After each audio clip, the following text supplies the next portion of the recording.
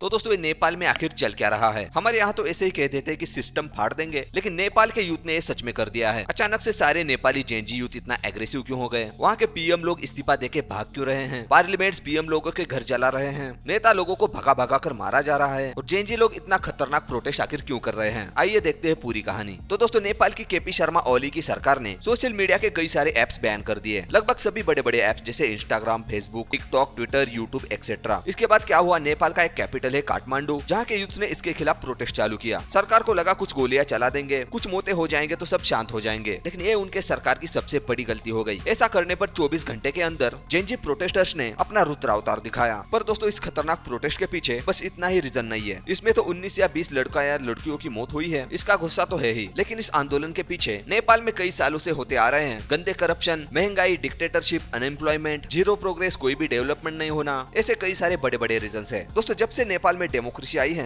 तब से वहाँ की तीनों भी पार्टीज ने इनडायरेक्टली एक साथ ही काम किया है और बहुत सारा करप्शन किया है, जिसमें आती है शेर बहादुर की पार्टी, नेपाली कांग्रेस, केपी शर्मा की कम्युनिस्ट पार्टी और पुष्प कमल की पार्टी। 2008 से लेकर 2025 तक वहाँ पे 14 बार सरकारें बदल गई, पर किसी भी सरकार ने कोई डेवलपमेंट नहीं की। महंगाई बढ़ती ही गई, अनएम्प्लॉयमेंट भी बढ़ती ही गई, ना ठीक से एजुकेशन सिस्टम है, ना वहाँ की इकोनॉमी सही से चल रही है, क्योंकि नेपाल सरकार अमेरिका और चाइना के एजेंडा को उनके हिसाब से चलाते आ रहे हैं। इसके ऊपर दोस्तों और एक इंसिडेंट हुआ था, नेपाल का इलेक्ट्रिसिटी अथॉरिटी का हेड कोलमन घिसिंग, जिसने नेपाल की लोड शेडिंग का प्रॉब्लम खत्म कर दिया। और उनका स्वभाव ऐसा था कि उन्होंने किसी भी सरकार की चापलूसी नहीं की, लेकिन वो यूथ जनरेशन में काफी फेमस थे, एक हीरो टाइप थे, पर वो किसी भी सरकार को गिनते नहीं थे, इसलिए उनको निकाल दिया गया। अभी जो करंट सरकार थी केपी शर्मा ओली की, उन्होंने निकाल दिया। तो जेनजी प्रोटेस्टर्स के गुस्से के पीछे ए भी एक रीजन है। तो जेनजी प्रोटेस्टर्स के गुस्से के पीछे ए भी एक रीजन है। जनता इस सारी चीजों से काफी तंग आ गई थी, उनको चाहिए थी डेवलपमेंट। और दोस्तों पब्लिक ने सोशल मीडिया पर बड़े बड़े नेताओं के बच्चों को ट्रोल करना भी शुरू कर दिया था, क्योंकि नेताओं के जो बच्चे थे वो डेवलप्ड देशों में जाकर वहाँ पर अच्छा एजुकेशन लेते थे, अच्छी लाइफ जीते थे। नेता लोगों के स्विस बैंक में भी पैसा बढ़ता ही जा रहा था और गरीब रह रहा था, गरीब ही। तो धीरे धीरे वैसे वीडियोस बनाना, ट्रोल करना, इसका ट्रेंड आ गया। सोशल मीडिया पर वो काफी फेमस भी होने लगा, वायरल होने लगा। और side by side Gen Z generation frustrate भी होती गई थी, और side by side Gen Z generation frustrate होते जा रही थी। और इन सब चीजों की वजह से ही आज एक खतरनाक प्रोटेस्ट चालू है, और बाकी देश इन जेनजी प्रोटेस्टर्स की काफी ज्यादा तारीफ कर रहे हैं। इसकी वजह से आपको इंडिया में भी काफी सारे रील्स यानी वीडियोस देखने को मिलते होंगे, जहाँ पर इंडियंस भी इनसे इंस्पायर हो गए हैं। पर दोस्तों अभी समय ऐसा है कि हमें यानी इंडियंस को नेपाल के प्रोटेस्टर्स को सपोर्ट करना चाहिए। भारत ने नेपाल के राजा को या वहाँ के यूथ के सेंटिमेंट्स को समझना चाहिए और उनके साथ खड़ा होना चाहिए, क्योंकि यहाँ पर उनका एक नया फेज चालू होने वाला है, और लग तो रहा है कुछ अच्छा ही होगा।